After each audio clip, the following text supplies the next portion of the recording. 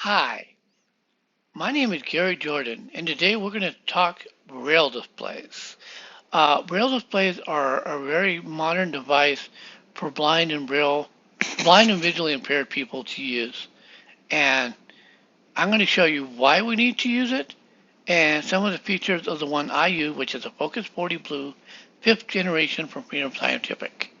So let's start with the fact that Braille has been around for 200 years, created by Louis Braille, and they didn't do a whole lot back then. They only had a slate and stylus. And simply, this is a modern version of it. They didn't have plastic, obviously. Um, Back in the 1820s or whenever Louis Braille did his thing.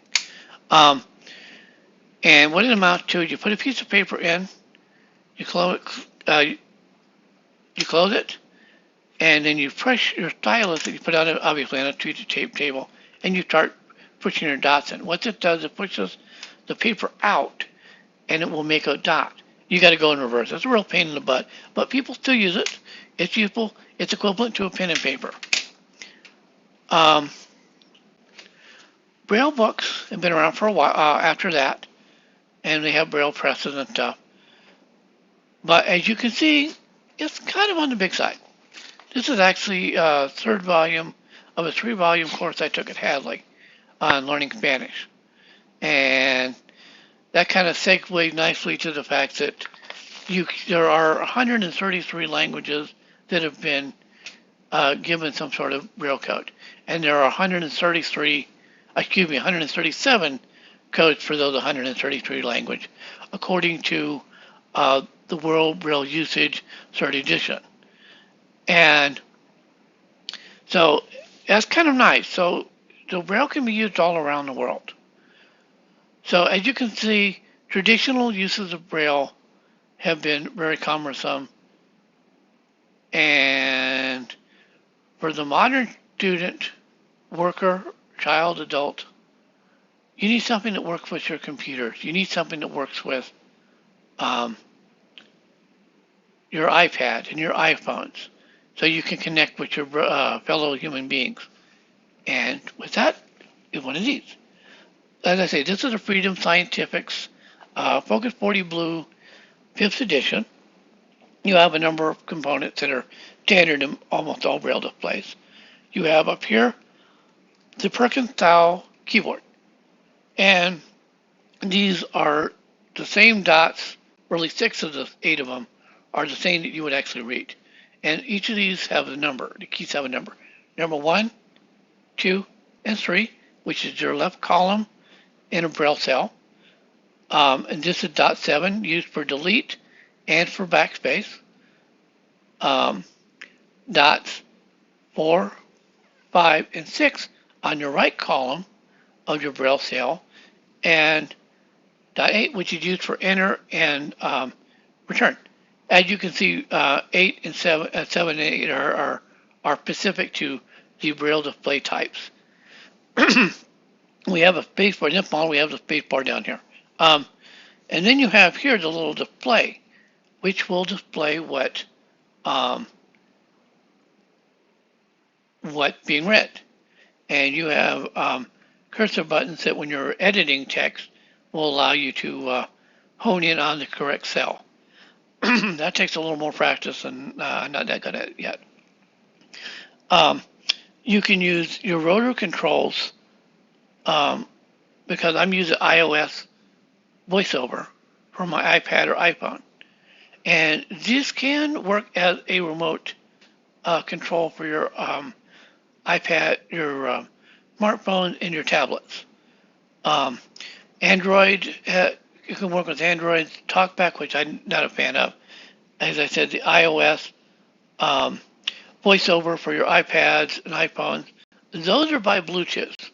You can connect it to your computer or laptop through a USB cable that is part of the power setup, and it has a little remote, small slot for your for the Braille display end of that cable. You have your on-off buttons here, and then you have a SD card, which will be explained in a little bit. Oh, here, get my finger out of the way. Um, and I like to carry it in case because I take it everywhere. Um, anyway, so your braille displays can do a number of wonderful things. For me, how I use it is I use it for reading and writing. I can type emails, text messages, and the nice thing is the recipient doesn't have to know a thing about braille. They're just going to see print. I'll feel in on my display as braille, and they'll see their print. Now, what's really kind of cool is that that you can do different languages and stuff like that. Um, I can't speak for JAWS, and I can't speak for um, Android setup, but I do know that the iOS, have what we call braille tables, and those braille tables allow you to do all kinds of languages from English, Spanish, German, French, which was the original language that braille was in, um, Chinese, Japanese, Korean, Thai, a whole bunch of them. And you'll find that in the accessibilities and under voiceover. Because unfortunately, whatever you whatever you're using, whatever you're reading, I should say, your braille display works on through your voiceover or for your text to speech engine, and that text to speech engine, um, whatever it says is there, whatever it reads and speaks out, is going to be displayed. So if you have buttons that have little pretty pictures on it, your arrows, your what have you, unless there's a label on that button, this text that a screen reader can read, your braille reader is not going to read it either because it works through your screen reader. Um, the other thing that braille displays do that is nice is it changes the level of braille. We have three types of braille that are used in a braille display. Um, you can change the output and the input separately, but I just stick with the output. Um, we have what I normally use is contractor braille, which is what this looks like. I don't know if you can see it. Now I'm going to change it over to 6 dot, which is what it will tell me, or uncontracted braille. And you can see it using more cells. That is because contracted braille is like shorthand. We have quite a few different ways of doing that. And it's not always one cell, sometimes there's two cells. And then we have computer braille, which on this thing won't make a difference. And the computer braille is only used for such things as I only use it for reading um, braille files that I get through the NLS program's BARD app.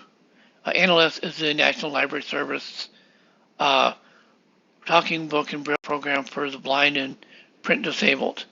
That's strictly here in the U.S. Um, and so you can tailor the braille displays needed. Now, uncontracted braille is great for beginners, great for those that just, don't have the capacity to do the contracted braille. And not every language has contracted braille. Uh, for example, Spanish does, but it's only apparently used for uh, really high level technical journals and stuff like that. It's not generally used. So, for all intent and purposes, and only a certain number of countries even have that. So, for all intent and purposes, that one's uncontracted. But French and English do have a contracted form. And so that gives you an idea there. It can be braille displays and I do mine as a remote control. That's how I'm controlling my iPad, which is what the video is being recorded on. And so I hope this has been helpful. I'm babbling a lot. This is not my best take. I've done a number of takes, having some issues, but anyway, it is what it is. So I will ask you to smash that like button, share, and leave a comment. Um, and hopefully, I'll be having another video on another device, program, meaning an app, or talk about the educational possibilities and problems for the 21st century. So I hope you all have a wonderful day. And as I get ready to sign off, bye for now.